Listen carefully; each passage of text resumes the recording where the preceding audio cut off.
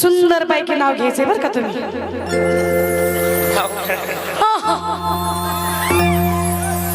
घ्या ना या इकडे या वहिनी साहेब या।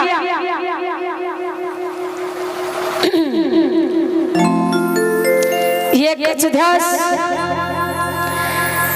नागेश दादाला, एकच ध्यास, त्याच्यामुळे वहिनी मला भेटली खास, म्हणून तुम्ही नाव घ्यायचं त्यांच्यावरती।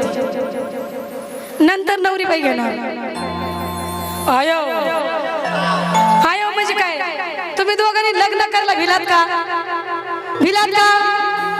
नाही भिलात, मग नाव घ्यायला काय घ्यायचं? आणि जीवनाची सुरुवात ही नाव घेण्यापासून असते। त्याचा अर्थ असा आहे, ज्या वेळेला तुम्ही नाव घेता तुमचं नवजीवन सुरुवात होणार आहे।